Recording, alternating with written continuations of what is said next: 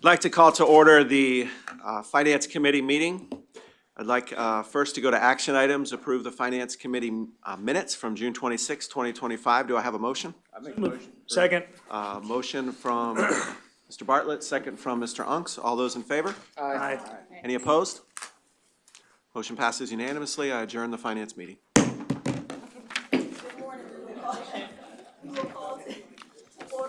Good morning. We will call to order our official board meeting. If I could have Mr. Onks lead us in the Pledge of Allegiance. Pledge allegiance To the flag of the United States of America and to the republic for which it stands, one nation, under God, indivisible, with liberty and justice for all. Ms. McCurrick, I would like to welcome you officially as our interim CEO to this meeting. We are going to start with acknowledgement. Do I have a motion? No, I'm sorry. I don't need a motion for that. I am so sorry. I just got off a plane from Spain. But we're going to do our Kids First award, and that will be Ms. Boges. Good morning, everyone. So the Juvenile Welfare Board believes those who work to give children brighter futures deserve recognition.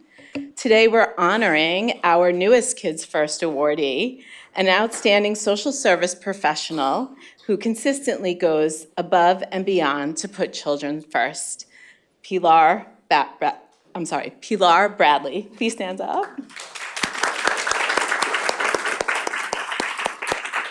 I'm gonna say a few words and then you can go. Pilar is the Family Services Manager for Preserve Vision, Florida, and her title barely begins to capture the heart, the hustle, and humanity she brings to her work. And I have known Pilar for many years, working here at JWB with her in Preserve Vision. For more than 13 years, Pilar has made it her mission to ensure that every child who needs eye care receives it. She has built and refined a process so effective that 90% of children referred for follow-up care actually receive it. And compared to the national average of just 30%. She reaches out personally, educates parents, coordinates appointments, and removes every barrier that might stand between a child and a clear view of the world. Her nominator, Joanne Leiter, the CEO of Preserve Vision, described Pilar in 4 words: relentless, dedicated, caring, and an angel. We couldn't agree more, and so today, with great admiration, please join us in congratulating our remarkable Kids First awardee, Pilar Bradley.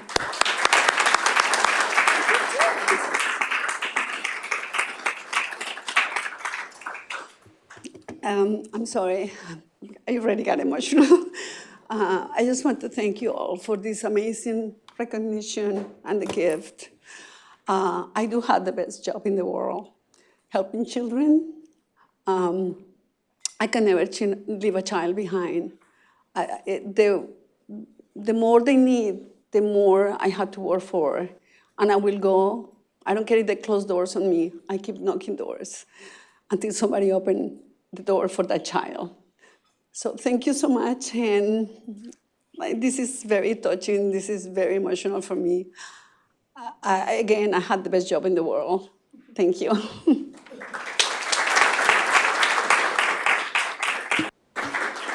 Congratulations. Next, we have our Mid-County Community Member Recognition by Ms. Garcia.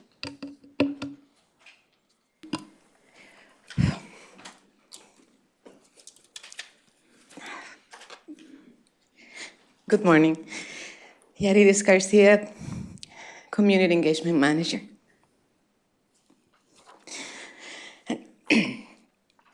Behind the scenes, leadership is about the quiet, often unseen work that leaders do to drive success. It is about dedication, compassion, and empathy that takes place away from the spotlight. These leaders lead by example through actions rather than just words. And then there are also leaders who lead with the heart. They are authentic and emphasize human connection, which benefits both individuals, organizations, and the community.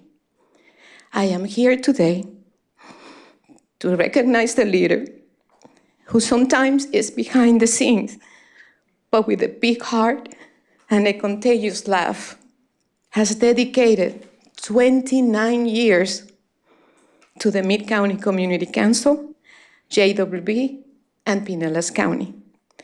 I asked community council members from the Mid-County Council to describe this leader, and this is what they said. When I first joined as a new community council member, my first memories of Carol were simply her passion for the community. It was evident from first meeting her how much she cares about doing right by our community. Every time I call Carol, her answer is, "Honey, come with me."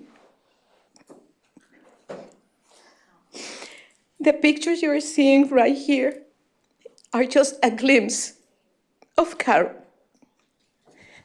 Carol, this artwork that the youth are showing right now, they were created by some of the youth from the Little Nation Neighborhood Family Center, and it reads, "You have been my friend," replied Charlotte. That in itself is a tremendous thing. It is a privilege to honor Carol Miller, an advocate and a champion for bridging communities since 1996. I love you, Carol.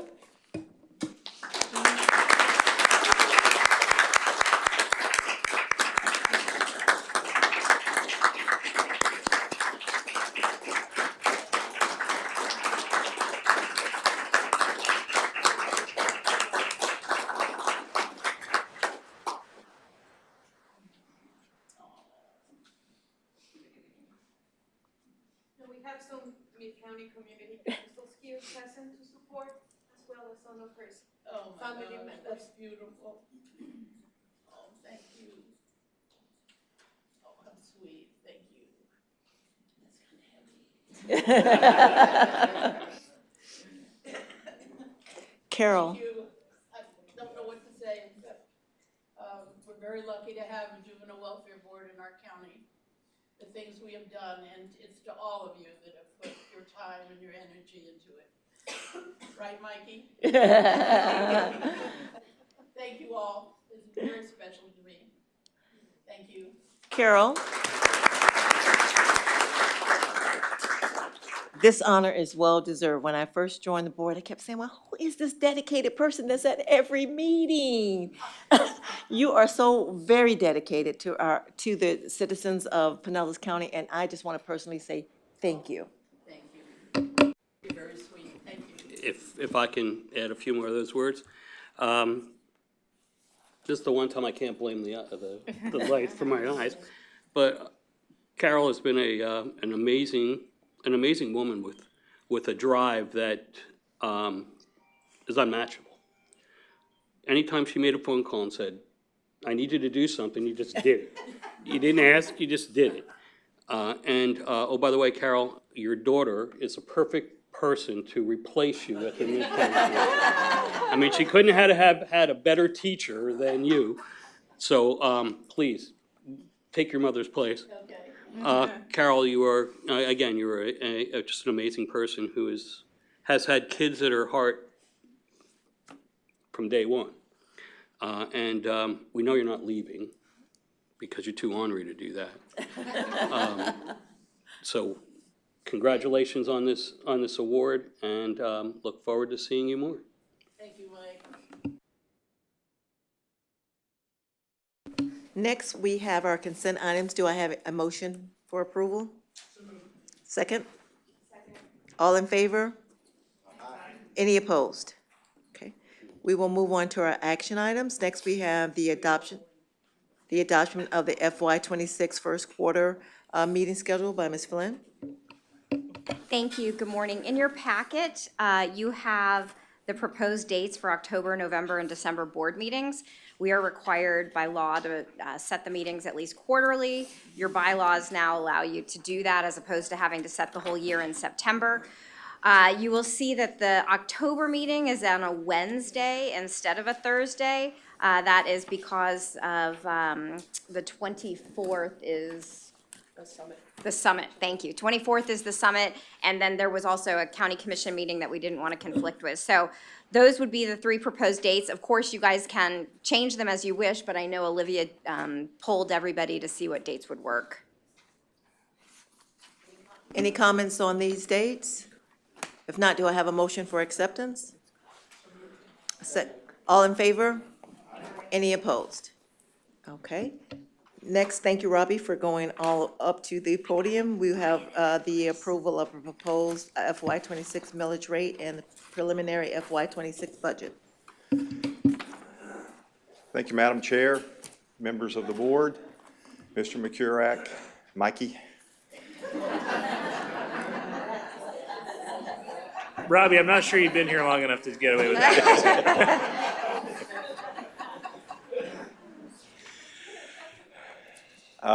Proud to begin our presentation on the July board meeting. If you'll roll through the next screen, please. We've come a long way so far this year, and we've gotten down to the July board meeting. And I particularly want to emphasize that there's a lot of detail in the narrative for this PowerPoint presentation. It's in your package. So please refer back to that. It'll probably infill if there's areas that this PowerPoint doesn't pick up. Of note, as you see at the bottom, there are two other key dates in September for the trim meetings. That's where this budget is fully ratified and approved. This is a preliminary approval that's before you today, so I'll move through this. Next slide, please. We started out in March with an inflation rate given by the state of about 5.6%. In June, we got the first estimate from the county. It dropped to 3.76%. So there was a lot of adjustments to be made, obviously, in that regard. And then in July 1st, we had a certified value of 4.05. So that is the inflation rate that we have moving forward. Millage rate history, you've seen this before, but I think it is very relevant in that if you look at the bottom, right there on the 25 estimated, that's no longer estimated. We know that if we have approval, preliminary approval to move forward with the current millage rate, that the change in the value for the average household of an average value of $253,000 there is about $8. That is a change in value of roughly the 4.05% there that's before you. There's also a good trajectory here of what the millage rate has been for 10 years, I'm told. We kept it at the 0.8981. Then there was some movement there to reduce that to the 0.85, and now we've gotten to the 0.8250. So that's a little bit of history. Anybody who wants to know of how we've handled the millage rate in the past. Understanding you've heard me say multiple times, we have one funding stream, and this is it. Next slide, please. This is how we track our fund balance. This is a familiar chart for some. If this is based on the 0.8250 millage rate, subject to approval in September, that'll give us ad valorem revenues of almost $112 million. $32 million of that is by board policy reserved for unforeseen circumstances that the organization may incur. I've also done some background checks with GFOA, Government Finance Officers Association, and that's very much in line for an organization of our size for about 3 months of our revenues to be put in reserve. So the top part of that, the $7 million, is the unassigned. So if we have unforeseen expenses and stuff that come available, we have a little bit of wiggle room before we have to get into the policy required fund balance reserve. Any questions on that? Next slide, please.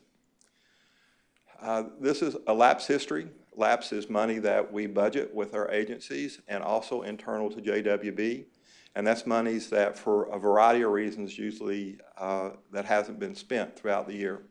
And it's not a typical thing, but yet it is part of our business model, and we budget accordingly because we know that JWB will have vacancies. JWB will budget for things that will come in under budget. That's a good thing from a finance guy standpoint. And we also know that our agencies will have similar budgeting issues throughout the year, including the ability to keep positions filled. So the board has charged this organization since I've been here to reduce lapse. And we've done so even at an accelerated rate. And as you can see, those are the prior years, and we continue to reduce further. In this budget, you'll see that our revenues are less than our expenses, so we're effectively with an unbalanced budget. We use the lapse figures that we are budgeting for to spend, knowing that they've occurred. History has shown us that in order to offset that deficit. So that's a way to keep that dollars working for today's children and not being just unused. Next slide, please.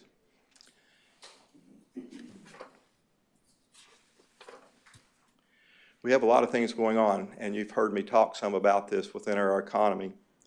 And we don't know what the full impacts of federal reductions and state reductions have been. I know that the state has reduced their budget by a couple of $1 billion, or that was what the proposal was.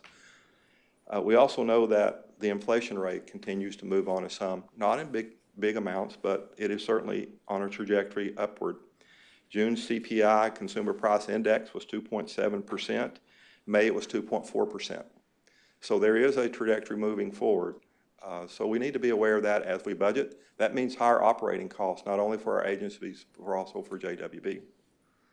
We also have future legislative impacts that are out there that could change, particularly that affect our revenue stream around property tax ad valorem revenues. So we'll continue to monitor that over the next month and the next year. It could have a profound impact depending what those changes are. We're entering a new hurricane season, and we just seem like we got repaired and back up and running from the last one. So we'll see what keep our fingers crossed and see what this season holds.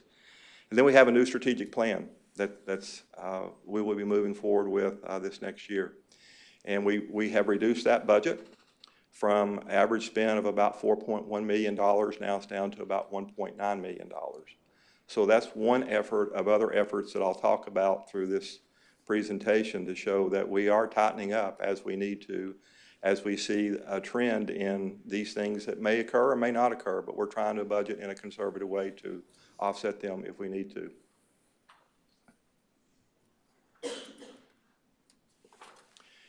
These are key forecast changes that we've had since the last presentation, and it's pretty well detailed out that. It's also into your narrative, but the changes in revenue, largely from the standpoint of keeping an eye on our lapse as we do throughout the year. The little bit of ad valorem revenue that we got from the 3.76 to the 4.05 was roughly $311 million. So that's accounted for in here for the total changes in revenue of about $217,000. And then from an expense standpoint, we're constantly tracking air fringe benefits and adjusting accordingly for those.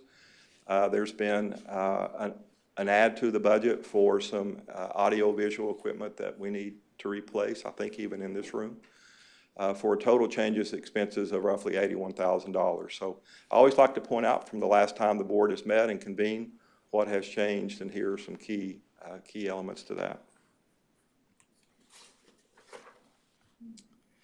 The millage rate considerations that's before you today, in a nutshell, we have done several of those reductions. $3.8 million in program reductions is one of them. We're going to have a 1.5 less FTE full-time equivalents for next year, so we're cutting back on some expenses there. We've reduced what we're going to fund on average throughout for the new strategic plan, and that might adjust going forward as funding availability comes. I don't think we'll be short in that regard. I think there's certainly opportunities that we may have depending on what these forecasts and how they shake out. In addition, we have tightened up on our other operating costs, and these things make it feasible in order for this presentation to come in at the millage of the 8.250. The reduced scenario loses one thing, and that is the ability to be able to fund our capital program. Last year, we funded it to the tune of about $4.1 million. This year, we're budgeting to fund it about $2.5 million, obviously subject to your approval. If we go to the reduced scenario, it would be my recommendation that we would need to eliminate that funding for the one-time capital program. Questions? If I can just add a comment. During our listening sessions, as well as with the meetings that I've had with a number of our funded providers, all of which, I have to be honest with you, all of which have asked about that, specifically about the programs and about our capital funding, and would there be some. Almost every one of those organizations had needs and would like to participate in that, in that program, assuming we have it. So I think that it just adds credence to the fact of as Robbie's presenting this, credence to the fact that it is a very valuable to the community. It's very valuable to our funded providers to have the ability to have this capital program in place. Okay. Thank you. Millage rate consideration. So if we're able to maintain the current millage rate, it includes a COLA for our agencies to the tune of about $1.9 million. These can be used for a variety of things. It can be used for not only filling positions and keeping positions filled by offering a more competitive rate, but it can also be used for operating costs too, for inflationary things that they incur as they operate. From JWB standpoint, it goes to largely increasing compensation for employees. That figure is roughly $200,000. Program continuation, we will be able to continue our programs to $1.5 million, and that's for the current strategic plan that's in place today. It will allow us to continue the initiatives that we have in place and not back up and lose the momentum there. And then new and expanded programs, in order to complete the current strategic plan, you're looking at $488,000. Going forward, in FY27, we begin to ramp up the strategic plan. It's about $100,000 that allows us to do there. And then, as I mentioned, on average, we'll be reducing the strategic plan. The average spend per year, it'll be somewhere around $2 million. We think that might be able to change as we get into it and find other opportunities. I think the funding will be there, subject to our forecast. And anything can change, obviously, in between. We're trying to predict future years, right? Any questions there?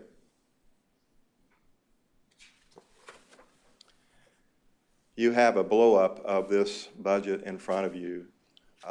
This is the millage rate of the, you got it? Okay. This is the millage rate of the .8250, and she can put it up there. It's a little more legible. You got to stretch it a little bit. And it's reflective of the things that I just spoke about. There are targets on the right side of the margin there that you see. These are driven by board policy. And the 10% target there is how much we, as an organization, spend of the total amount of budget that we have available. And as a target, it's 10%. Right now, we're a little bit less than 8% on it. We've always been able to maintain that from an administrative cost standpoint. In addition, we, by board policy, maintain, I've lost my pointer there, the 25% target there that's on the right side. 25%, that's the 3 months in reserves that we keep available for the unforeseens and unknowns, and that's by board policy. So always try to maintain that as a target. And then the bottom part there, the bottom section, are drivers. And as you can see, the property value there in red is the 4.05. I'm sorry, I'm kind of far away from it. And that's the driver to the revenue columns that we're projecting as far as revenue is concerned. So I'm willing to go over any of this, obviously, and always willing to take questions or phone calls if you have questions afterwards. But kind of in a rough scenario, this is scenario 1 of keeping the millage rate consistent. The scenario 2, the main change there, and the only change to that, is we would cut out, as I mentioned, that capital funding and the RFA. RFA means request for applications.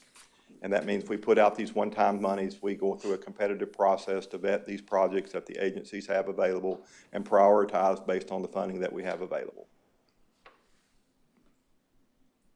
I highlighted that on the reduced millage rate scenario that's showing where that came out. Okay. Reductions to this budget in order to make it possible, in order to maintain the millage rate. As I mentioned, we've had the program reductions. We have reduced the capital RFA funding, $2 million reductions against the new strategic plan, the average spend that we're forecasting for it. We've had those FTE reductions that I mentioned. And we've also are dealing with, last year, we were in a very fortunate economic situation where the inflation value for real estate was about 9.39. This year, as I've mentioned, it's 405. So there's a big reduction of how that's gone down. And here we go. This, at the end of the day, includes what our reductions to fund balance are. It also shows the revenue that we're going to get, the additional revenue from the 4.05. It shows a little bit of a correction in the interest expense there to the positive side, which is really good. Fund balance continues to drop, mainly because we're spending down laps. So that's not unexpected. That's very much forecasted and expected in this budget scenario.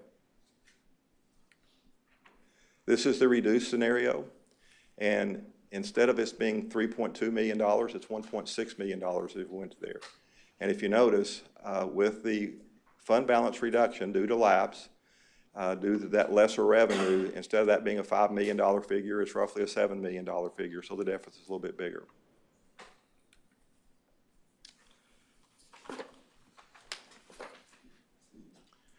Board assigned fund balance policy, as I've mentioned, we're maintain 3 months in total expenditures. If we maintain the rate at the 0.8250 to meet that requirement, we're able to do that and fund the capital program. If we go to the reduced millage rate, we would, in order to maintain that reserve, we would have to cut out and eliminate the capital program, as I mentioned. Questions there? Recommendations, JWB suggests that we continue the millage rate of the 0.8250 for the reasons I just spoke about. It'll yield revenues of almost $112 million, and that is an increase from $108 million in FY25, which I think is relevant information. JWB suggests the FY26 proposed budget of $157 million. That includes fund balance. And it's a $3.3 million, 3.3% decrease from the 162 in FY25. And that decrease is largely due to the anticipated spend down of the lapse that we budget for. The budget includes almost $43 million in beginning fund balance and $2.7 million in interest income. So those are your revenue sources. Next steps. We'll have the trim hearings on September the 8th. Certainly attendance is very much required. After this meeting, the county will send out tax notices to all of the county. And if there's changes between now and the time we get to the trim hearings, especially if the millage rate were to be changed and go down, we have to renotice. And that expense is, I'm told, is guesstimated to be somewhere around $200,000 to send out those renoticing. And it also creates a timing issue for us. So this meeting is very critical, the preliminary approval of this to move forward to get ready for the trim hearings. Any questions about that? I'd like to recognize staff, certainly, and it's not just the finance staff. It's Mr. McCurrack, it's the executive team, it's all the other people that operate every day at JWB in order to do the work that we do here, and certainly they're instrumental in helping putting this material together. So thank you all. Madam Chair. Any questions for Robbie? Okay. Do I have a motion? Move approval of the 0.8250 millage rate. Do I have a second? Second. All in favor? Aye. Any opposed? Thank you. Can I make a Yes, go right statement ahead. about that really quick, though? Yes, ma'am. And we were approving to keep the millage rate, Consistent, right, okay, just making sure. I just wanted to state I know a lot of folks are kind of watching this and concerned about really wanting us to reduce that millage rate. I think it's really important that we keep the millage rate where it is, and I just wanted to share my reasoning for that. It has obviously, in your presentation, Robbie, thank you, been reduced over many years. I really feel like reducing it any further and losing the capital RFA fund would be very detrimental to these programs. I recently had the great privilege of visiting the Family Center on Deafness and seeing their awesome operation and everything they're doing, and they are a recipient of part of these funds after the hurricane, helping them get set up in a new area that is just a wonderful facility, and they're doing great work there. And I think it's really important for a lot of the programs that we have that we maintain that fund. And I think going into next budget year, maybe we'll see a big difference if the economy changes dramatically, like I think we all hope it will. But I think for now, it's very important to maintain that. So I just wanted to make that comment. Madam Chair, just to piggyback on that, we're kind of the victim of our own success in terms of slashing the fund balance. So I appreciate the very thoughtful and concerted effort that this administration, the prior administration, has made to spend those dollars now and not to carry a huge fund balance.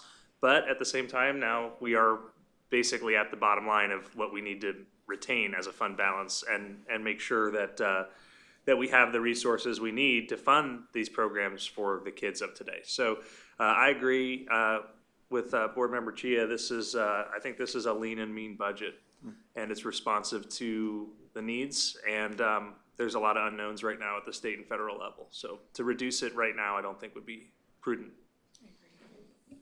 And thank you for your comments. Next, we will go on to the approval of the amendments and budget for legal counsel. We are requesting approval for approving amendments for the budget of legal counsel with Johnson Polk. And I won't try to pronounce the other names, Colleen, but they're long names. This is a firm that Colleen, Ms. Flynn, works for. A little history, as I needed this to get up to speed. It was in 2015 when we contracted with this firm, Johnson Pope. The original hourly rate was $210 an hour. Since then, there has been amendments to this contract. And those are articulated there. In 2021, the rate went to $250. In 2023, the rate went to $280. And in 2024, it's gone to $295. But between 21 and 2015, there was no rate change at all. So obviously, there's justification for seeing the rate move due to inflationary pressures, et cetera. The amendment outlines the increase for an hourly increase going from $295 to $305. And these aren't arbitrary figures. Certainly, if we look at how competitive they are, and they are. We use the Florida Bar Association 2022 Economic and Law Office Management Survey. That's a mouthful. But that is an index that shows 85% of the respondents reported hourly rates at $275. And 54% reported rates above $350. So over half of that. So we feel like $305 is very much in line and competitive in the market. So I want to focus on the recommended action there.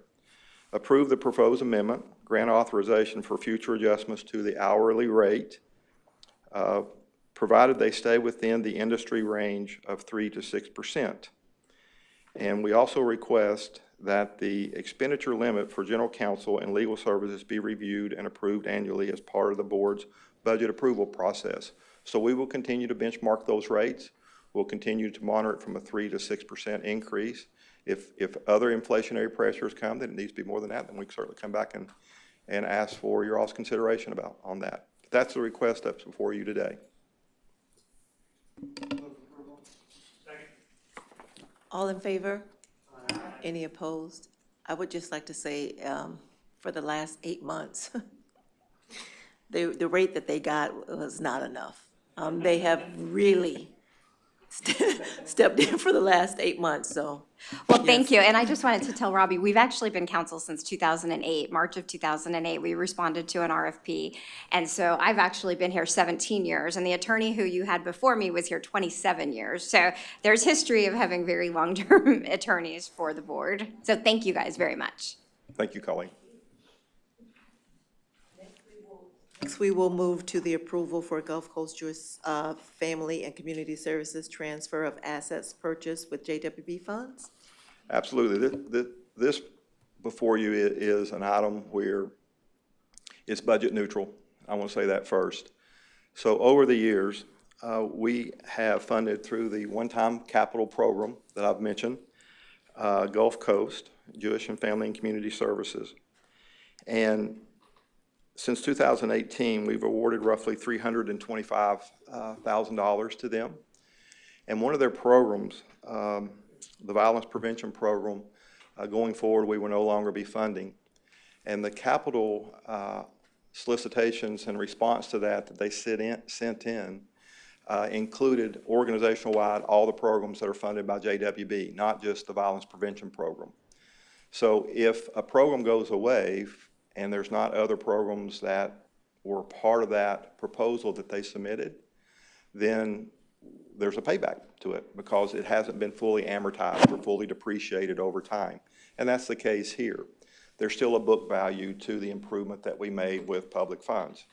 So we believe that it is absolutely recommended due to the other funded programs and due to the way that their proposals came in, that it has an organization-wide effect on those programs that JWB funds, that we reallocate and not require that payback of the $324,000, but reallocate that unused portion of those assets to the other programs that JWB is funding.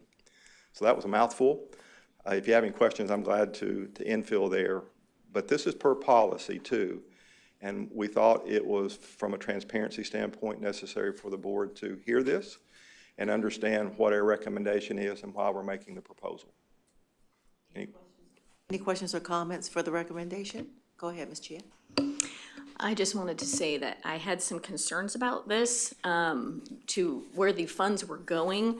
I was looking up the FSI program, and it looks like largely ELOS is the one that's going to be receiving these funds. But I spoke with Mike about it. He explained it really does go into a fund that JWB controls rather than going directly to ELOS. I also had concerns regarding the funding of for-profit organizations that go well beyond the mission of JWB and ensuring that how those funds are being spent with those types of organizations versus the nonprofit organizations. And I was happy that Mike shared with me, he was already on top of that with speaking, with you and others about looking into having a different type of contracting mechanism for-profit versus non-for-profit organizations. And so that, relieved my concerns for this particular budget item, but I just wanted to share that. So thanks, Mike, for all those explanations. Appreciate it.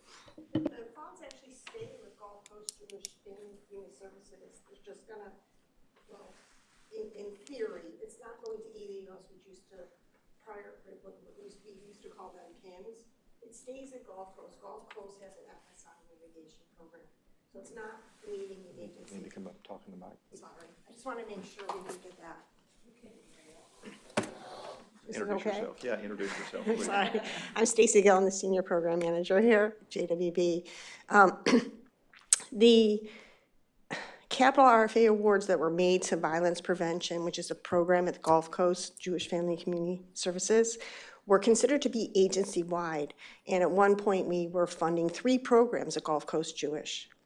So although they were agency-wide, they were sort of earmarked for violence prevention. Violence prevention became one of those programs that Karen and a group of staff determined really wasn't as mission aligned as some of the others. So then it became an issue, because if we weren't going to be funding, if we were not going to renew violence prevention, well, gosh, they have book value capital RFA assets, and we need to figure out what we're going to do with that. So we're just shifting them to the other. There's only one now remaining program at Gulf Coast Jewish. and it is FSI navigation. There are other agencies out there, including Elios, that have a program called FSI navigation. We're not changing agencies, and I just wanted to make that clear. Does that make sense? That's very helpful, yes, thank you. Is it? Okay. Yes. I didn't mean to be rude. No, I appreciate it, thank Okay, you. is that okay? But what, excuse me, while Stacy's there, I just want to acknowledge the amount of hard work that she's done and she's doing. She's a gatekeeper for us. That's the best way to put it. She really focuses in on the contract. She really is up to speed with everything that's going on, and she not only does she just do it as a job, you can see it in the work that she's done and the things that she's doing. She's worried about the kids, and she's really focusing it. So I want to just acknowledge that to the board, that she's done an amazing job and will hopefully continue to do that job with us. I don't know who told you that, but thank that person. I Thank you, watch. Stacy, for all you're doing. I have been watching, so. Mr. Ongst, I thought I saw you, no, you're good? Ms. Rutland, did you finish? I just wanted to say thank you to Stacy for the explanation and all that you're doing. Appreciate that. Do I have a motion? Motion. Second? All in favor? Any opposed? Thank you very much. Next, we're going to the approval for the Business Technology Services, otherwise BTS agreement. Yep. Good morning. I'm Laura Peel. I'm the Chief Information Officer. And I'm here seeking approval for a 5-year contract with Pinellas County's Business Technology Services, otherwise known as BTS. And it's for $321,498 annually, or just over $1.6 million over the 5 years. So JWB is contracted with BTS since 2011. They support and administer our infrastructure, network, telecom, server support, desktop, and security. And we leverage the experience and the expertise of BTS employees. They have over 180 employees who are experts in this area. We've been extremely satisfied with the support and expertise for the last 14 years. So JWB does have an IT department, and what we do is we provide the software support, including the Microsoft 365, inventory purchasing, project management, data and analytics, policy and plan development, and then also we support our agencies in their software, including the Flex software. JWB and BTS have both reviewed the attached agreement and all the attachments with it. It's also been reviewed by both our attorneys and BTS's attorneys, and it really reflects the current needs and technology. There is a price increase from the last 5 years, back from '21, of about $25,500. This is mostly due to the increase in employment expenses, and then also there are 2 services that we were providing that are going to be moved over to and be included in the BTS contract and taken out of JWB's administrative contract. This agreement is for 5 years, and it has the option to renew an additional 5 years. Also, 90 days prior to each fiscal year, we review the contract and the services with BTS, and then make any adjustments as needed. So pending your approval, this agreement will also go to the BTS board in August. Any questions? Any questions or comments? Do I have a motion? Second? Second. All in favor? Aye. Any opposed? Thank you, Ms. Peel. Thank you. Before we move on to the presentations, there are 2 items in the information items. One is the building and facilities update for an air conditioner for the server, and the other is the facility update for the floors. Both of which are under the under $75,000. They're both under $50,000 each. But I wanted to bring it to your attention that we are moving forward with that. Ms. Rutledge, I believe we were asking the question, but I believe it's being replaced by, a train is already there, so I think it's going to be replaced by another train. Great, thank you so much. Okay. And then the flooring, there's the flooring outside as you walk through the main hallways and the like. It needs repair. And the concerns I have with that is as we begin to bring staff back into the offices, my concern is really that it's it could become a hazard and safety hazard. We do have one area that has some mold that needs to be taken care of immediately. So we'll move forward with both of those. But I did want to bring it to your attention that that is going to happen. It is under the $75,000, but it's important that you know that we're doing it. Thank you. We are now at our presentations. We will have the Youth Leadership Committee by Ms. Kelly Roy.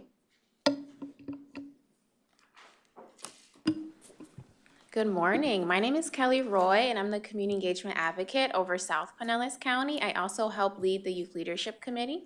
So today I have with me Emma Tucker and Aiden Campbell, who will be helping me present. So I'll go ahead and let them introduce themselves. Hello, good morning, everyone. Thank you, Ms. Roy, for having me assist her. My name is Aiden. I'm a rising senior at Palm Harbor University High School. And I joined the Youth Leadership Committee this past program year, 2024 to 2025. And I joined it because my brother was in another youth leadership opportunity similar to this one, and he encouraged me that I should also join a place where I can communicate and collaborate with other youth to be a part of a bigger community. And I did some research, found the Youth Leadership Committee with JWB as a very attractive opportunity to do so. And it's really amazing to be with other youth who share the same passion for volunteering and being a part of the community. Hi, my name is Emma Tucker. I'm 15 years old and I'm a sophomore at Dunedin High School. And I joined Youth Leadership Committee because I saw that they were helping out the community and I really liked that. And I found out about it from my mom because she knew that I liked helping out others. Thank you. Well, they do have more. They have whole speaking parts, so you'll hear more of them. But last year, for the board members who were here last year, I was with two other teens. So we're here today just to introduce the work that we have done this program year with this new cohort, and then to reintroduce what the Youth Leadership Committee is for the new board members. So the mission of the Youth Leadership Committee is to amplify the voices of youth throughout Pinellas County. Our slogan, which you saw on the first slide, is that youth are the leaders of today and tomorrow, which was a slogan that a long time ago was created by a Youth Leadership Committee. And we believe that this truly represents the mission of the Youth Leadership Committee, YLC for short. That's the long name, so I'll probably say YLC. But we believe in empowering teens to advocate for themselves and their peers and providing them opportunities to participate in projects for youth in the community. We believe that is essential for youth to listen, for us to listen to youth for their perspectives, because youth are not just the leaders of today, but they're also, again, the leaders of tomorrow.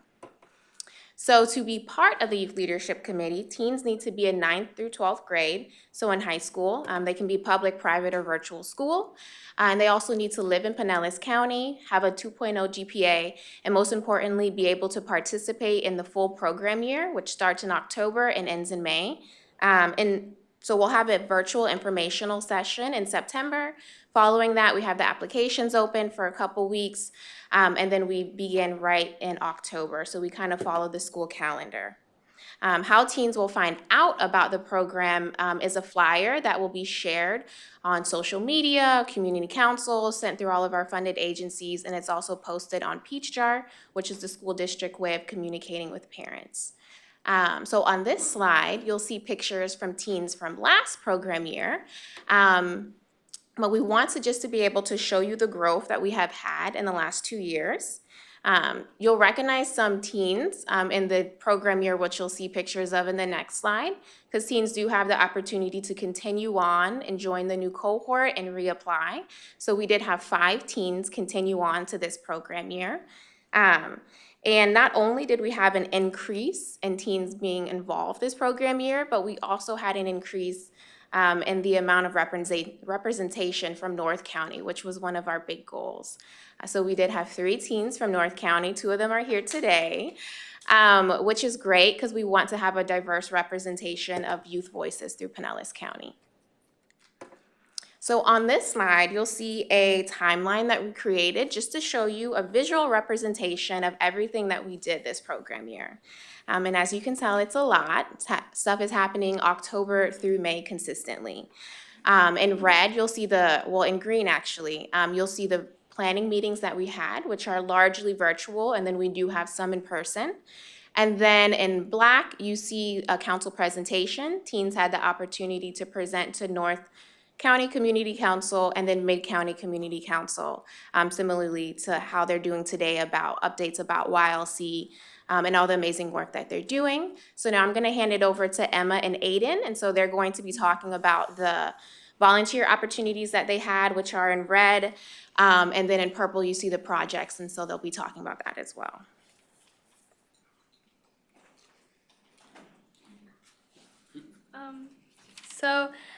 This year we had 3 volunteering opportunities. Although they weren't mandatory, many teens went to volunteered and enjoyed volunteering, even though it was a pretty far drive. They still did it. Like, kudos to my mom for actually driving me to really far places, because we live in Dunedin, so it was a pretty long drive, and it was super early in the morning, so it was probably a hassle. And in this picture, the one on the left is the JWB Hurricane Supply Drive, was when JWB partnered with St. Pete Free Clinic to host a drive-through for free fruits, vegetables, meats, and hurricane supplies and baby items for those who were victims to the hurricane that happened this year. And the picture I was actually not in the picture because I was helping the 300 cars that were there. So it's kind of busy. And the picture to the right was the Ronald McDonald House, and it was they keep families close to their children while they receive life-saving treatment in the local area hospitals, and their goal is to not only house families, but to provide compassionate support and resources for families who are now in the best place that they can be. And YLC cooked dinner for 20 families, chicken and veggie stir fry with rice and brownies for dessert. And the picture on the left here and right is the Mid-County Community Council celebrating our families 2024 for the last 4 years. And this year, the council adopted 16 families from Pinellas Park, High Point, Largo, and Leoman. And families received gifts and free bikes donated by the Mid-County Community Council, JWB staff, and Pinellas Park, and a nice dinner at Pinellas Park Public Works Building. And now I'll leave it over to Aiden.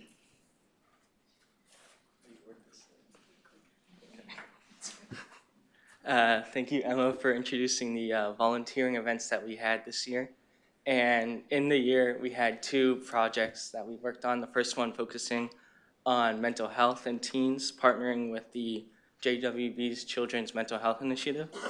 And we found wellness as a pretty huge problem in our, not only adults, but also in teens, as they have to focus on school. Around this time, they had midterms and tests, and they have to balance their families and their social lives. It's a huge issue, and we thought that we would give them a day to relax and breathe and just unwind from all the stress that they have. And I'll throw some statistics at you. Approximately 1 in 5 youth will have struggled with mental health issues in their childhood, and about a quarter of all youth will have considered suicide at some point, which is a huge proportion of our population. And so we chose the name Mindfully Unwinding, and the committee chose everything about this event, from the food to the location to the activities that we have and the name. And there was the activities that we had were rock painting, thank you cards, crafts, and they had giveaways. And a therapist, Zanita Ellison from New Vision Behavioral Health, led guided relaxation, breathing techniques, and taught us how to just really relieve all that stress that we had.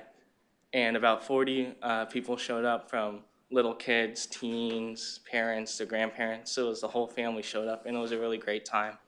And I really enjoyed it and found new ways to relax. And for our second project of the year, we did Teens Cook 2, focusing on teen food insecurity, which is a project that we brought from last year to this year with some changes. And teen food insecurity is also another issue that we needed to focus on. And some more statistics to throw at you is in Pinellas only, about 1 in 6 children are struggling with food insecurity. And in Florida as a whole, over 800,000 children struggle from food insecurity. So another pressing matter. And so this project, we chose fajita bowls and potato wedges as our recipes. And at each Grand Families event, North, Mid, and South, we handed out 40 bags at each one, so 120 bags total, with 480 meals in total provided to families. The teens chose the recipes as well. And each of the bags that we handed out included ingredients, recipe cards, and here's the bag, and it had a magnet with all the conversions that are pretty easy to read. I'm pretty illiterate when it comes to food, and this is pretty easy to read. It just shows like 1 cup, 6 or 8 ounces, 16 tablespoons, teaspoons, all those conversions. So really helpful for all the teens. And here, let's go. And here we have all the Grand Families events. You can see all the bags, the ingredients, the recipe cards, and the measuring cups. And on the bottom left, there's my attempt at going at this meal. And I've probably cooked around 2 meals in my whole lifetime, and this is one of them. And it actually looks like food that you can eat, so I'm proud of that. So that really shows how easy this was to cook, and that it was actually really tasty. So I'm surprised. I shocked myself. And as you can see in these pictures, we had a lot of teens showing up, handing out bags. It was really a great time. And I'd like to hand it to Ms. Roy to cover what's next for the program. Thank you. They're so great. They're so great. And before I get into next steps, I do just want to recognize the JWB staff who internally help support. So Becky with the Children's Mental Health Initiative, helping support that project. Kristen with the Children's Hunger Initiative helped support the Teens Cook 2 project, which is one of those projects that seems easy, but there's a lot of logistical pieces to that. So that was very helpful. And then, of course, Yadidis Garcia, who is my manager, and helped support and lead the Youth Leadership Committee and helping bring any idea that I have about YLC come to fruition. I greatly appreciate that. So right now we are looking for next steps, looking to continuously expand and provide new opportunities for the teens. New is kind of the theme of what we're doing right now for planning. This includes providing new volunteer opportunities, such as Pinellas. We want to do 3 Make a Difference days across Pinellas County, and then other volunteer opportunities as well. Have the teens be able to tour a building that is up to their choosing, whether it's a hospital, city hall. That's something we want to do next year. I'm going to want to continue to develop partnerships and projects with the JWB initiatives. And then we also want them to design new shirts. So the shirts that we're wearing today are shirts that last program year, they're completely designed, and so we continue that on. So next year we want to be able to have the teens design a new shirt for the next 2 years. So as I said, the applications will open in September following the informational, and we want to have around 15 teens. And so teens will find out about that through social media and whatever forms, whether it's Peach Jar or whatnot. And we want to also be able to establish a quarterly meeting with teen program providers to enhance the communication and coordination across teen services. So that's middle school, high school particularly. We find that teens are very connected in Pinellas County. They're connected outside of the state. They're connected outside of the country. So as individuals who work with teens, whether it's a program or whether it's a group, we need to be able to be connected across Pinellas County-wide. So we want to create this quarterly meeting to be able to establish a consistent flow of information so that teen providers can be up to date about new resources in the community, emerging trends and behaviors that teens are facing, and be able to respond more effectively as a community. So all of this is what we are working on right now, me and Yadidis Garcia.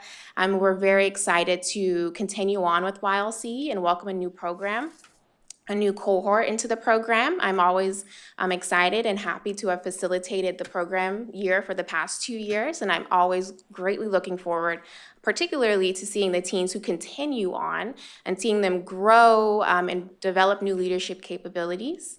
I also just want to emphasize to you all that Ada And Emma left because she had work. These teens are busy, but they volunteered to do this today. And we were very clear with them the type of meeting that this is, and it's very formal. There's a lot of important people in the room.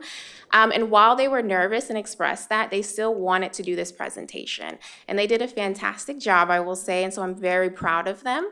And so if there are any questions we're here to answer them.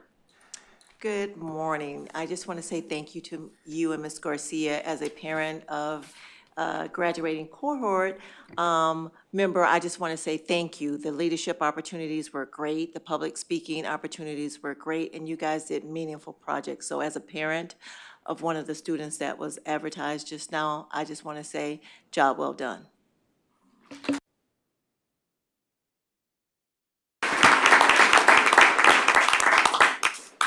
I just wanted to echo, I think you guys do some really great things. I would totally eat that plate I would totally eat it.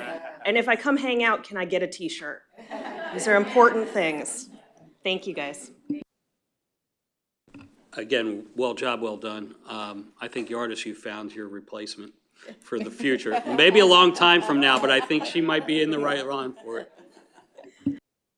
Next, we will have a presentation for the JWB Performance and Evaluation by Ms. Sills. I think I'm gonna need to talk to somebody about the lineup here. I have to, now we're going to evaluation.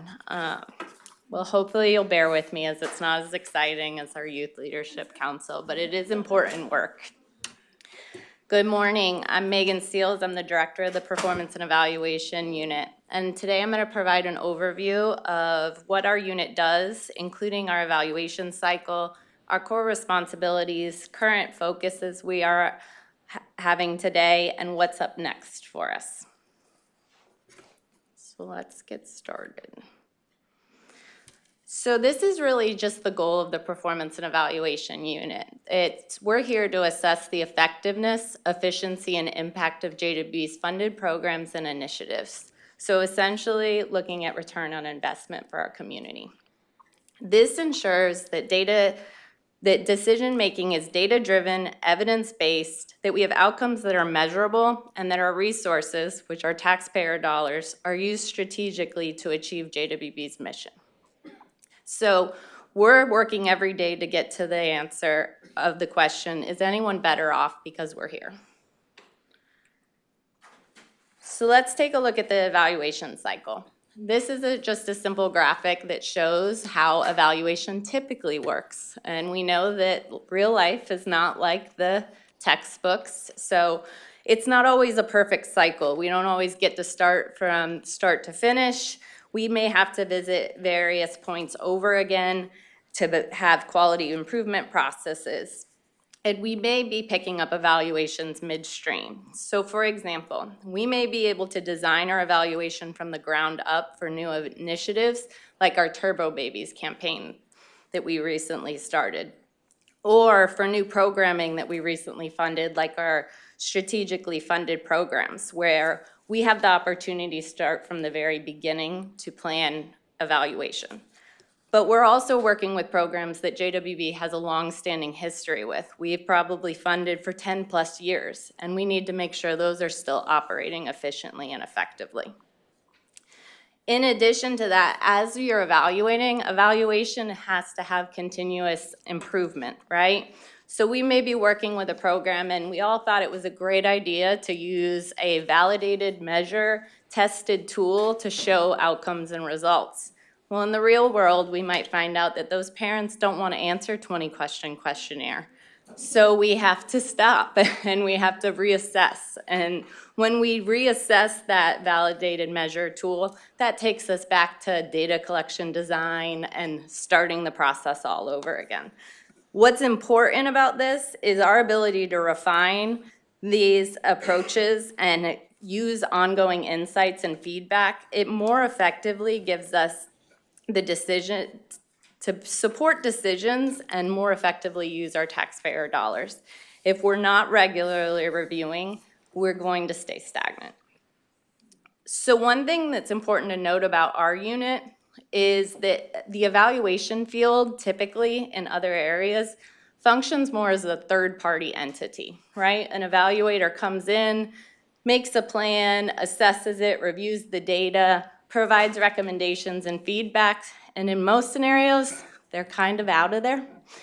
They give that report and they say, here, good luck implementing it. Not at JWB. We're here to walk alongside the program for quality improvement, to ensure that we are working with them for the best results for our children and families. That isn't always easy to do because we also have to hold them accountable. We have to hold them accountable to their contracts, to their deliverables, to their outcomes. Despite this challenge, we're still here to provide the technical assistance and improve our outcomes for our community. So let's talk about some of the core responsibilities we do during this evaluation cycle. We're part of something you probably have heard of by now is the three-legged stool.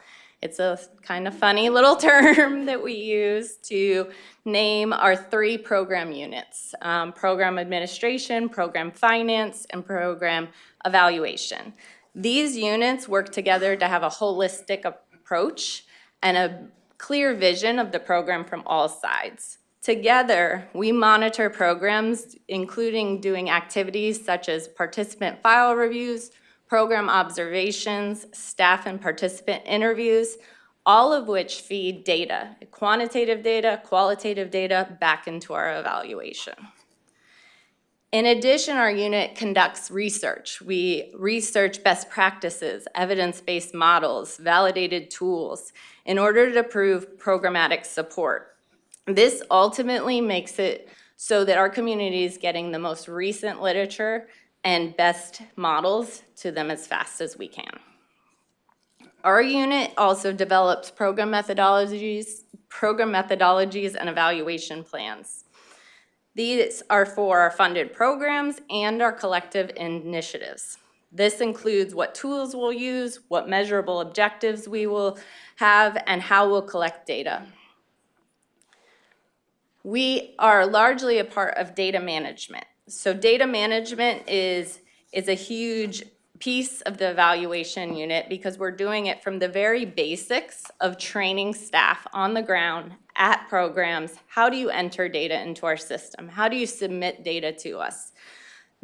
In addition to that, we teach them how to have data quality. What processes can they have in place to ensure that they're getting the correct data to us, that they're getting it to us timely.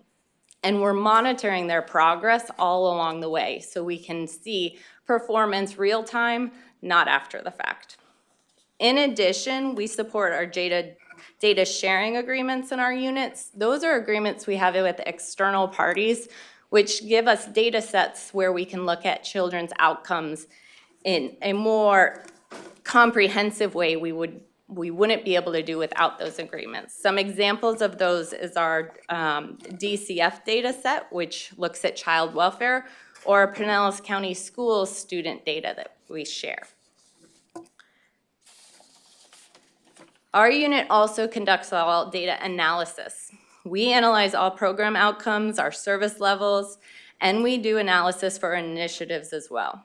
Recently, we have changed data systems, and what that means is that some of our automated reporting was basically wiped out because new system means we need new reporting.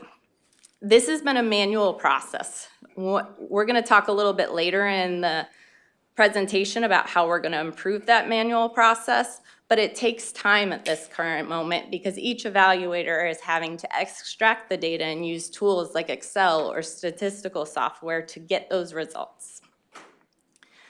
Our unit, in conjunction with other units, also produce the program monitoring reports that you have at your board seats.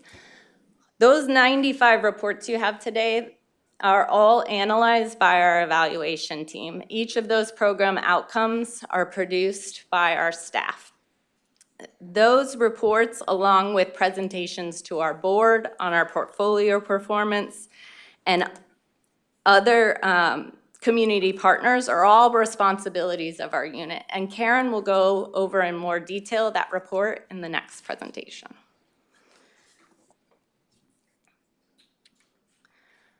So our current focus in our unit, just some high-level initiatives we've been working on. We've been reviewing our cross-cutting measures. That's a term we use for measures that we apply across the same type of programs. For instance, our out-of-school time programs. We want to measure them all in similar like ways so we can say, how is the portfolio performing as a whole? And we measure them all on the amount a participant attends the program. We've been reviewing these cross-cutting measures to ensure, one, the current literature supports how we're measuring it. Is this still an appropriate measure? If we established these measures 5 years ago, we don't want to make assumptions that today the literature is saying the same thing. We need to know that that's the most current evidence. We're also reviewing the targets for those cross-cutting measures to ensure that programs, one, are able to attain them. We want realistic goals, but we also want to push them for the best outcomes and not settle for less. In addition to reviewing those measures, we've clarified our contract language so programs have less ambiguity about when they need to submit data to us, how they need to submit data, and how their measures will be calculated. We've been a part of program reviews. This is where we use data to make recommendations to the board, to executive team about program action. We did this back in May, you'll remember, about programs that were not recommended for renewal. Programs may be recommended for reduction or even on a positive note, expansion. We've improved our continuous monitoring by implementing formal quarterly reviews both internally and externally with the program. This is so everyone is informed about performance along the way. We're not waiting till the end of the year now to say these programs did succeed. We want to be able to say, you're not on track right now. How can we get you on track, and how will we be able to help you get there? We're emphasizing data quality and timeliness. This means that we've put greater restrictions on our data systems and our data submission processes in order to only allow clean data in. If we don't get clean data, our staff has to spend time to organize it, clean it, before we can even get to steps to analyzing it. This will greatly help us better move data forward to all of our stakeholders. We've also have submission policies now that if you're late for submissions, you'll have corrective action implications. And that means that our staff aren't tracking down data from providers saying you're missing this month, you're missing that this month. So we've also increased our efficiencies to maximize the unit's capacity. JWB is a small organization, but we do really big things. So we always need to be looking at how can we do it more efficiently. We've streamlined analysis so that specific evaluators are doing analysis in areas where they're most familiar with. This helps them work faster and more familiar with data. We're utilizing AI to conduct research faster and broader. This doesn't replace our staff, but what it does is allows us to review more literature faster and interpret it quicker. We're also working collaboratively with IT on the new Data Warehouse 2.0 that the board approved.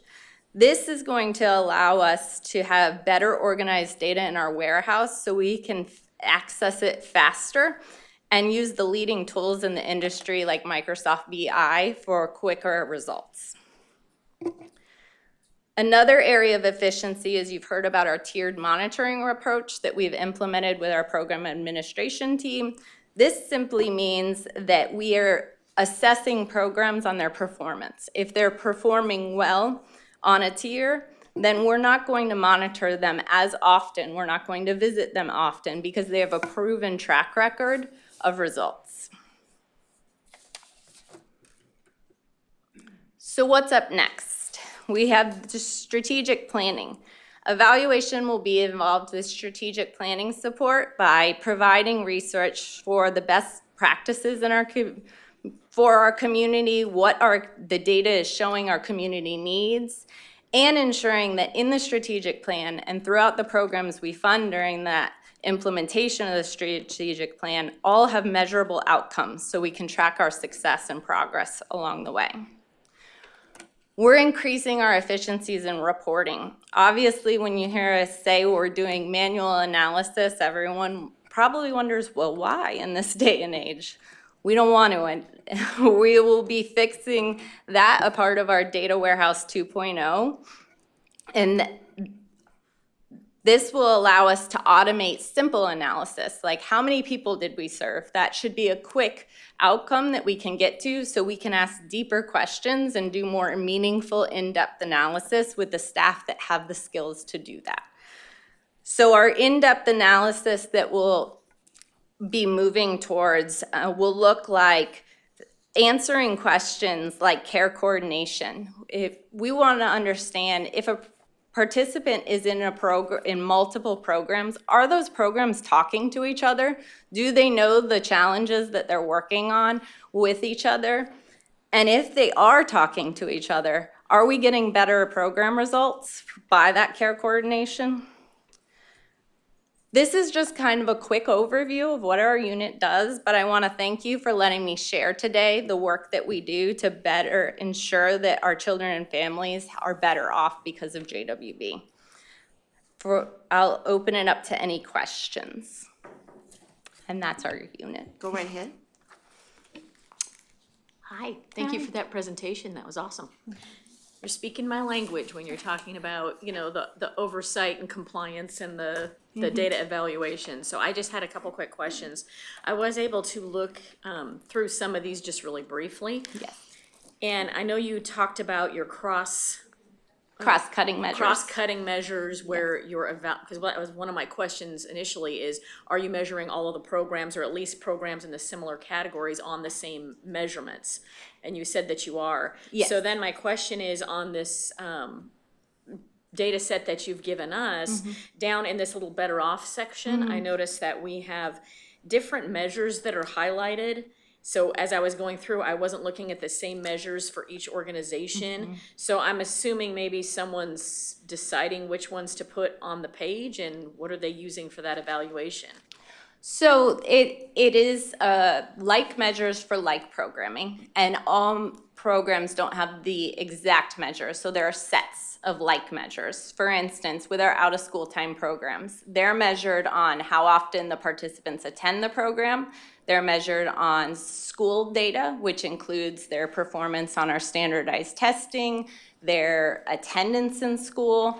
And so those similar measures are applied to those programs. We also might have more unique measures that we use for a program, but that would not negate the cross-cutting measures. What you may be seeing is that there are programs that we don't have other like matches, so those have unique measures. For instance, our behavior evaluation program. We don't have another program that is exactly like that, so they have their own set of measures, and you wouldn't see another program to compare it to. And how do you determine those measures then? For something like behavior evaluation? Yeah, for something that doesn't have a like program. We would do, it would be the research that we would use in the community to tell. So in that case, we're looking at court resolutions and acceptance of our recommendations for psych evals. We use the literature nationally to tell us what the best way to measure it is, but we at JWB don't have two of the same type of programs to compare. Okay, yeah, I understand that. And you did mention, and you just mentioned again, that you use national literature to decide what measures to utilize. Where do you get that information? Research bodies. So we use, for instance, our out-of-school time portfolio. We've largely used studies out of the Florida, I'm gonna mess up the name, Florida Out-of-School Time Network. That's it. And then we've used universities publish, like Harvard has a lot of literature about how the impacts of out-of-school time. So really just research bodies, universities, publications, all of those things are gathered. That's helpful, thank you. Madam Chair. Megan, the outcomes aren't, I assumed, and maybe I'm just totally wrong, but I assume they were based on the contract, on each Yes. individual okay, so when it Yes. says better off outcomes, those are contractual obligations that the program knows this is how we're gonna judge this program based on these contractual goals. Yes, that's correct. We negotiate them for the Yeah, year. so that's why they're not all the same, and some of these programs are similar but not apples to apples, you know? So anyway, I thought that's at least how I understood it, so I just wanna make sure that. That's that was absolutely correct, yes. Okay. Thank you for that. And then, this may be a Karen question, but just, I'm gonna read every single one of these, and, you know, I'm using my own kind of, is it significant findings? If it's significant findings, I'm gonna spend more time reading it. If it's not, I might skip it. But are each of these programs gonna get these sheets? Because I think it would be super helpful. Okay, Karen, I'll let you Yes. respond to that, because I don't want to call up some of these folks and say, hey, I read about your significant findings, and they say, what? You know, so, okay. No, they all receive it, and they actually receive their results prior to the report being produced, so they know what is coming in those, and we monitor throughout the year, so it shouldn't be a surprise to them if they're underperforming ever. And then they get a copy of that exact report as well.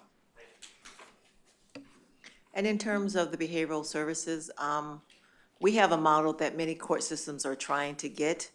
They just don't have the funding. But I can tell you, we do use those reports in order to, one, figure out whether or not a child is incompetent to proceed, and then what services are necessary. And then also we use the reports to help DJJ decide not to give us cookie cutter dispositions, because there is something always in that report that tells us what the child needs. So the 4 judges that are in Unified Family Court, we definitely use the reports that we get from behavioral services in our day-to-day work. Thank you, that's very helpful. Anything else? Thank you. Next, we have the review of the FY24, oh, we did that one. No, we didn't. Oh, the review of the FY24 program and monitoring reports. Hello again, Karen Boges, Chief Operating Officer. So I am going to go over, at your seats, you have this beautiful binder that includes all 95 reports for fiscal year 24 in them. And for those board members who've been here a while, if you remember, our reports used to be like 10 pages long, right? And so we reduced it into this 1-page snapshot. And I will say that, this is a year's worth of work, not just for our staff, but also for the programs into this one beautiful page snapshot. It cannot speak to the full story of any single program. So I just want to make sure I say that. You see this small narrative. We try to put in that narrative as best as possible, explain the successes and some of the challenges that programs have. So I welcome, once you review all these reports, if you have any questions, please, contact me. I'm happy to review them with you. And as we discussed before, each program does get a copy of this report. So I just wanted to go over the layout of this. We kind of use the results-based accountability. How much, how well, and is anyone better off in the end? So when you look at the top of the report, the kinship, and we'll use this as an example. Kinship is the name of the program. The Children's Home Network is the name of the organization that implements this program. We continue down the background, you will see the area of programming that this is included in. And we tried to, in the binder, group the programs accordingly. So all out-of-school time programs, you will see following each other. The next thing is the service area. So where does the kinship program get implemented in the county? And you'll see this one is across the entire county, north, mid, and south. We do a little bit of a short program description next. We move down to how much. The utilization is what is the total program budget for this program? What is the JWB allocation? And then how much of our allocation was utilized in fiscal year 24. On the right-hand side, you see the reach, And that is, every year we talk about targeted service levels. That is part of their contract, where they put forward and we, approve how many number of participants are they going to be working with. As you can see here, they were 82% of their target.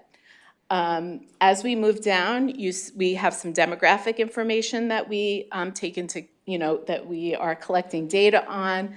And then the Child Opportunity Index, and this is important information as we understand where kids are coming from and sometimes the complexities and the risks that they are facing in the communities they're coming from. So as we move back up to how well, we see that we have financial monitoring and program monitoring that occur throughout the year. So yes, we have boxes that we check off if there's no findings, minor findings, or significant findings. And so yes, we would be happy to answer any questions you have in regards to those specifics. We check off if we're providing technical assistance in any and all areas. Again, we have a brief narrative that we attempt to, address a year's worth of work in. And then we move down to the outcomes where you will see the gray bar is the target and the blue bar is what they achieved. So I am happy to answer any questions. Before I move forward, I just want to say thank you to the staff this is no small feat. We have our program administration team, our evaluation team, our finance team, and our data analytics team that work in collaboration to be able to produce this. So thank you so much. Madam Chair, I just want to say, after 14 years of being on the board, this is awesome. This is really super helpful. It's the kind of data that I think we all really want to have at our fingertips. And I understand this is basically like the annual summary. Mm-hmm. So I'm guessing this will be how we can anticipate receiving this information going forward? Absolutely. And as we talked about Data Warehouse 2.0 and refining this report, we're going to keep it to a one-page snapshot, but we might be updating little areas of the report, but it should be looking very similar to this. And we can always ask, for more data or information Oh, if there's something that catches our attention. The one thing I really like that I'm seeing is at the end of the technical assistance kind of summary, you're indicating that you're not going to renew a program for fiscal year 26. I really like seeing that because some of these, when I start looking at the significant findings, I start getting really frustrated because it might be a program that I've seen before on the list, and then you indicate, well, we're not going to recommend renewing that, so that it makes me feel like the system's working. Yes. Can we get a list of the programs that are not recommended for renewal? Just that way I can maybe jump to them to yes. see? Yes, we can get that to you. Absolutely. That would be great. Hopefully AI can just summarize it. Okay, we can get that to you. We can get that to you this afternoon. Okay, thank you. I just wanted to piggyback on, No, go right ahead. I just wanted to piggyback because this is like the most amazing thing I've ever seen. And no one knows, like attorneys, how difficult it is to distill something that's complex down into little bite-sized pieces and have it make any sense to someone who wasn't involved in the entire process.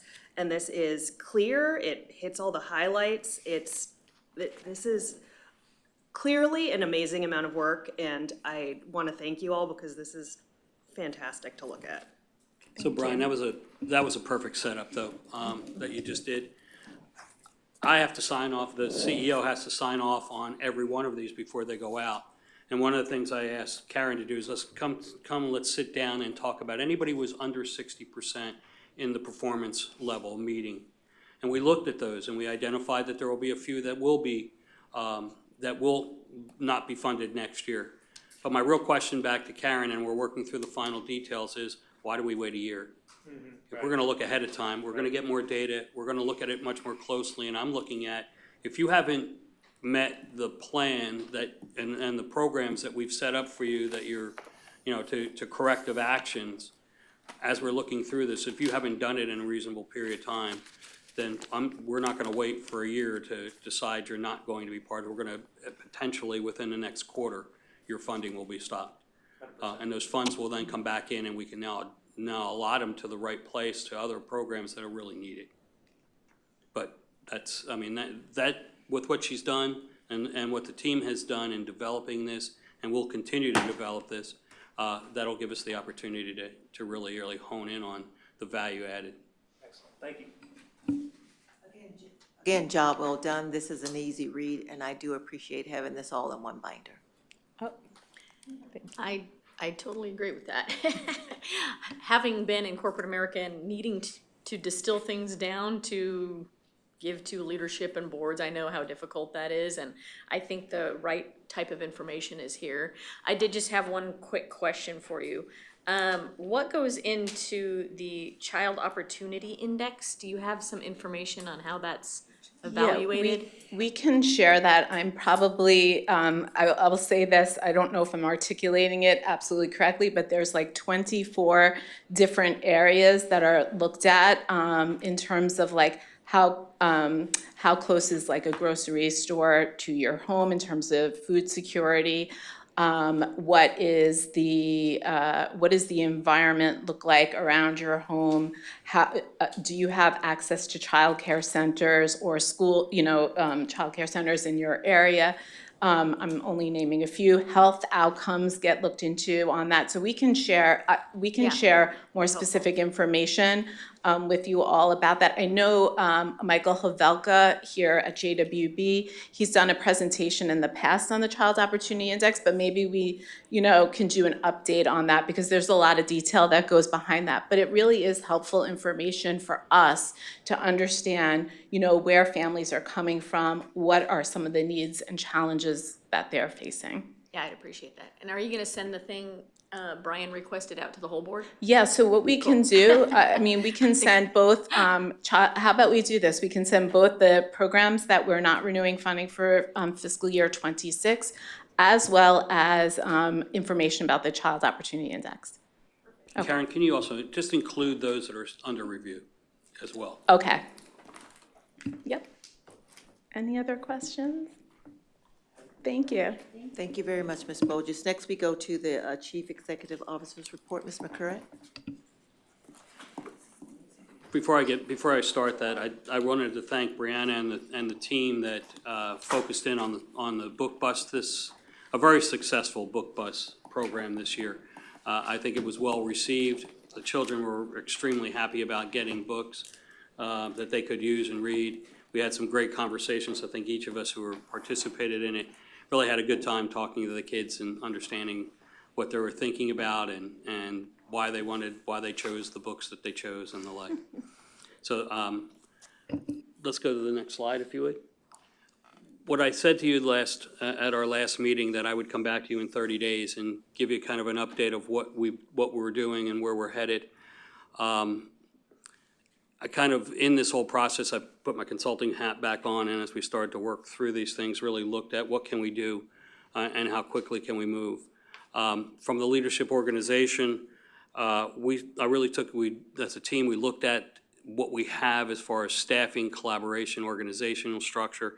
In that, there were some job postings that were out there that we looked at. As an example, there was a job for a chief communications officer that was identified. I couldn't find a good reason why we needed that today, so I canceled it.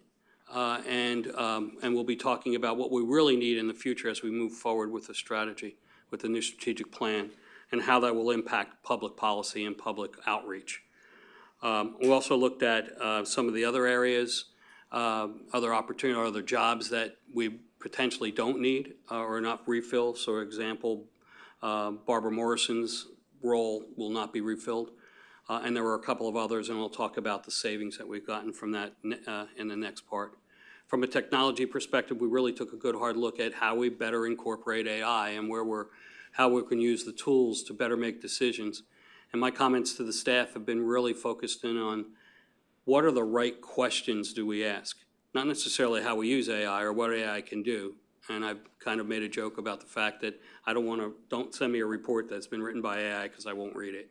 I want to know exactly, find and figure out the right questions to ask AI to provide us with the extensive amount of data that's out there that we can really use to better manage the organization. We will be talking and sending some staff for additional training in that space, especially as we move towards the strategic plan, to be able to really use AI in support of that. From a public affairs perspective, we're really looking very closely at planning for the 80th anniversary and to make it an amazing success. We'll have a detailed 15-month schedule that will cover from planning, engagement, and emphasizing the execution of that. This is all really to focus in on, as we talk to the community, who really knows what JWB is and what is JWB and what will it be. And we'll be providing more information in that area. We'll be really focusing in on answering their questions, but also making sure that the JWB name and its value that it creates for the community over the last 80 years, what it's done and what it will be continuing to do into the future. During that time, I also spent about roughly 26 agencies I've met with since in this first month, trying to just better understand the issues and the problems that they may be facing. In that case, I heard one common theme, and that common theme was really JWB isn't flexible enough. we have issues with trying to better communicate and understand. To some extent is some of those people that are having issues that aren't really responding very well and are looking for an excuse. That may be part of it. But overall, what we've done is begun to talk to the staff about how do we become more flexible? How do we become more in tune to what's needed out there? And I've basically, and we'll be talking more about that after this meeting in a full staff meeting, is to really talk about how do we really look at our agencies and the people that we serve more like a retail client. They're customers of ours. We're providing the funds, but we're also making sure that the children of this community have the opportunity to reap the benefits of what we provide, and that our funds are well spent and they add value to the taxpayer who's giving us these funds. We only have one funder, as Robbie's been saying all along. We have one funder, and that's the taxpayer, and we've got to make sure that they're satisfied with the work that we're doing. From a financial perspective, as we said, we started talking about reducing some of the headcount that we really didn't necessarily need for today. Well, that estimate, not even an estimate, that equates to a one-time savings of about $640,000. That includes salaries as well as benefits. So that goes back into our budget that we can use for other programs.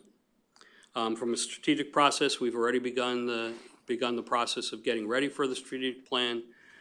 We've brought Toffler back in. Bless you. We brought Toffler back in, and the good part about it is a lot of the work that they had already done can be reused. So the cost of their services has gone down, and so we're not starting all over with them. So their cost of the service is under $40,000. We've engaged again with our consultants, both Mary Grace Duffy and Barbara Morrison, and I'll be speaking more to them today about how we plan to move forward with the strategy and how we'll reach out to the community. And this time, I know we are going to be more broadly reaching out to the community to participate in providing us with direction and providing us with some thoughts around how do we best meet the needs of the community. And one of the first questions I'm asking everybody is, can you explain to me what welfare really means? And if we can find out what that really means, then we can really focus in on what the future should be. We've initiated some workforce improvement programs. You heard about the floors and the air conditioning units that we're going to be putting in, but what I've asked each of the executive team is to work with their staffs and start bringing them back into the office. It's not a punishment. It's not something that we went through COVID through that time and everybody went and started to work at home. But what we really need to do is bring people back into the office. I want to see, we were talking about, and we want to see collaboration. We want to see communications within organizations, just as I believe some of the staff have already talked about it. We've got an excellent staff here that we can better utilize to provide more value to the community. And what we need to do is have them talk to each other, have some time face-to-face rather than on a Teams call. I've asked people to tell me how many people actually speak on a Teams call. Very few. And sometimes you wonder whether or not that's because they don't want to be called out individually or there might be other reasons. But now I want you to come back in and talk to each other and really start to work on focusing in the future and how we can better plan for that. But also, how do we streamline the operations? How do we make them easier I want to make, we've talked about making their jobs easier because it's more effective and more, they're more focused on the things that are necessary to do, not necessarily what we've done in the past. In some of those areas, for example, in the procurement area, we've been talking about procurement and contractual arrangements. If we look at the issues around how do we treat individual organizations, we are doing more in the for-profit area than we have in the past. And what we started to really look at and saw that there were some disconnects, as well as there were some ways that we actually manage our non-for-profit organizations that's very different than trying to manage a doctor group. And some of that might be in an area of insurance, as an example I'll use. We can define and say to our non-for-profit organizations that this is the insurance you need to have, and this is the level it needs to be kept, and here's where we need to be. I can't logically find a way to tell a doctor that this is how much malpractice insurance you need to have or anything else. So what I've asked is that Robbie and the team are looking at is to change the policy, change the procedures, create a new one that's just for-profit. And in those cases, and we're still discussing this, but in those cases, as long as we're indemnified and we're held harmless in that I can give you a guideline for insurance, and then you make the decision as an individual practitioner on what the level of insurance you may have. But clearly, we will not be responsible for anything that happens on that space. So we draw the line at that level. We'll be using Colleen and team to be more focused on keeping us out of trouble than trying to make decisions for us. And as long as you can give us the guidelines on how far we can stretch, that's what we need from her. And then again, is we need to have our lawyers be able to help us stay out of trouble. We move on to the stakeholders, and I think this has really turned out to be a extremely valuable piece of what we did in this last 30 days. We asked our funded providers, as many and whomever wanted to, and we actually added anyone else who wanted to come in to talk to us. We don't know what the impact of federal funding or state funding is lost. We have some idea about state funding, don't really have any idea yet about what federal funding is. And we wanted to hear from everyone what their concerns were, what their thoughts were, what their speculations might be. We were very clear in the beginning of this that we did not have any additional funding to give away. Our budgets aren't until October, so there was no additional funds available from us just to help the program. But we wanted to understand better of what the program needs were. We wanted to understand more what their impacts were. And we also wanted to better understand as we focus on our strategy for the future. Well, that actually paid dividends because it allowed the team to really come back in and do what we were talking about, and that is to be more flexible, to think out of the box, to look at our contracts and say, why do they have to be the way they are? Can we do anything?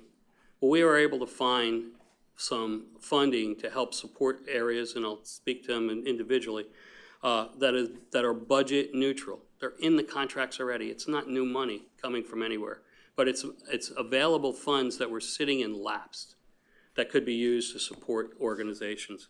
As an example, Early Learning Coalition told us that they were losing $4.2 million, specifically in the area of school readiness. As we got deeper into it, we realized it wasn't quite that amount, and that really what the Early Learning Coalition would have to do is make some adjustments to their organization, and that's, unfortunately for everybody, that's the nature of the business in which we deal in. But we looked at what other areas we could do. We have two contracts. One's called School Readiness, the other's called School Readiness Plus. I couldn't see a difference between the two, not major difference.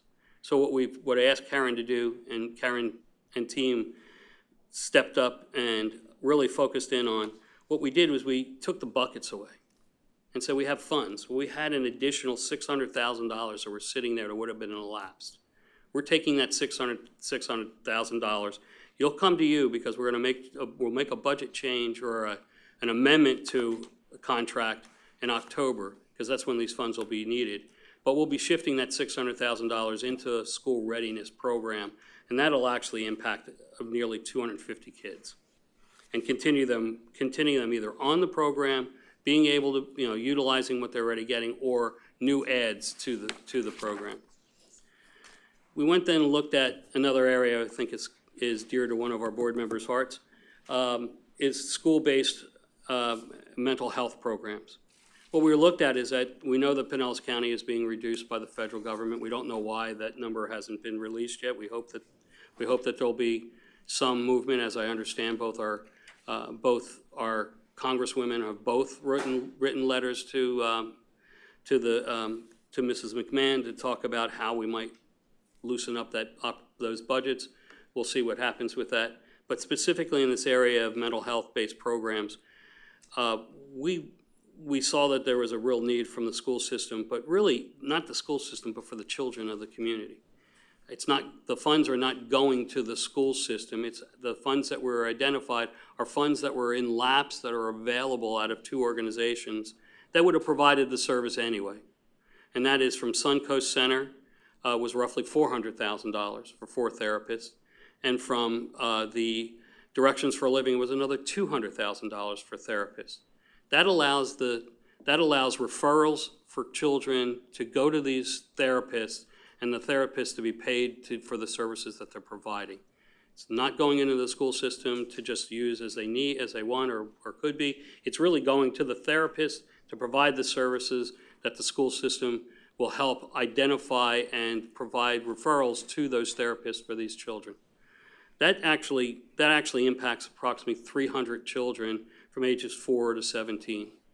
There's a value of what JWB can do. And then finally, in a Healthy Start program, the Healthy Start Coalition, there's a program called Beds for Babies. Well, that ties straight into the programs that we have in our Sleep Baby Safely. Their budget of $75,000 was cut.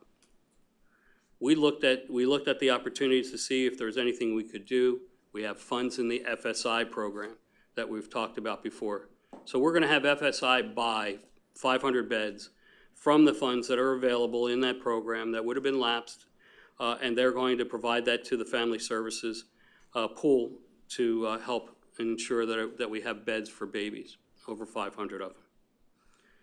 Those are just some of the key things that the team has been focusing on, and those are some of the things that we'll be continuing to manage and measure going forward to be able to make JWB a more supportive, a more focused organization that really meets the needs of the community and what those needs might be in the future.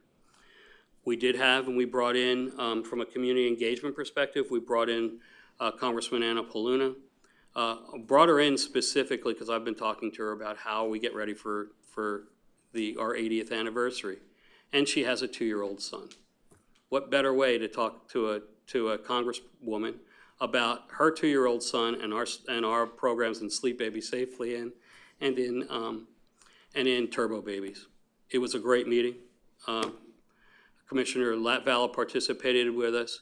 We got a lot of good input from her. We've got a lot of good conversations. In fact, she identified an area that was of concern for her, and we were able to go to the Pinellas County Health System and talk to them about the issue, and they're working on it right now. So it's a win-win, positive win. She's very supportive, and she's also identified, I hope she's listening, she already identified that she was going to work to have both the First Lady and Second Lady come to visit us during this time, and hopefully we'll also we'll get some recognition from the federal level on it. We're going to then move forward and continue to conduct staff climate survey, which I think I've already talked about it. Ms. Rutledge just brought up a great opportunity for us to do, which we will do, and that is we're going to be sending out a blind survey. We'll have a third party do it, but a blind survey to all our funded providers to let them come back and tell us what are the issues that they really see. What are they willing to, I don't want your name, I don't really care. I don't think we do, and that was well put. But it's really to focus in on what are the real issues that you're facing, and we want to make sure that we're addressing them as we move forward. We're also going to be looking and continue to look at facing partnerships. We've already started conversations with different organizations across Pinellas that typically today don't work very well together. They individually do this, some of them do the same things. And what we're going to be working on is trying to build those partnerships and bring them together. We are going to look at what we have as a foundation today. I don't know what it did, or I don't care what it did, and we don't know what it could, but we will check to see what it could do. We've already talked to Colleen about that. We've already talked to we've got some input from our accountants as well, and from our auditors, to try to see, does it make sense to resurrect something like that, and who might participate? In the conversations I've already had with some very well-known philanthropists and others that have like-minded like us thinking about how do we better our community, they're already interested in seeing how we might participate and how we might come together as organizations. JWB plays its part that it can do within the mission. Each of these others play their part as to what they've been doing or what they plan to do in the future. If we can all come together, we can make a stronger, more impact to the community, make a stronger, more impact in the areas of our future development. I know some think that it might be a bit hard or a lot of work to do, but I think it's worth the value to be able to focus in on that. We'll continue to finalize our 80th anniversary events and timelines, and we'll continue to look for other initiatives that will add value and will make JWB not just a local player in this marketplace, but also be seen as it should be, as a pure opportunity to be a think tank, to become a leader in the space of children's welfare and support, and how do we, and what we'll do to be able to be that shining star, if you would call it, within the state of Florida. So that's my report. I want to start the comments. I want to say thank you. You've worked hard. My head is spinning. For the first 30 days, you have done a lot. But I do want to say thank you for meeting with our agencies, because I know in a time of uncertainty, and probably all of us have gotten phone calls and or inquiries as to what was going to happen to JWB in the future of our funded agencies. And so I do want to say thank you for taking the time to meet with the 26 agencies that you've met with, and I know you will meet with more. One thing that I can say is that as a board, we all seem to be on the same page about serving our community and serving it well, and being good stewards of the taxpayers' money. So thank you for, one, talking to them about flexibility, and I know we've heard that, at least us that have been on the board for a while, we've heard that term for a very long time, and there's a difference between being flexible about letting people be outside of compliance, but also being flexible with the money that they've gotten, and they need to do some things that may not be just maybe just outside of what it is that we do. So thank you for having conversations with them about that. Are there any more comments and or concerns? I was just going to say thank you very much. That was very thorough, and I appreciate the great job that you're doing. Next, we'll go to our informational items. I know that we've discussed at least 2 of those items. Is there any more comments from the board about the informational items? Anything that you guys would like to discuss? Hearing none. Colleen, do we have any comment cards? We're now on the milestones, and so I will have Mr. Bartlett take it. Okay. All right, for June anniversaries, Robbie Stivers, 1 year. Boy, that went fast, didn't it? Mallory Pettit, 2 years. Brianna Ray, 2 years. Emily Garrity, 3 years. Nicholas Benedetto, 9 years. Megan Seals, 14 years. And Sabby Gudicelli, 19 years. And thank you all for your service to JWB. Hearing no comments, we will adjourn at this time.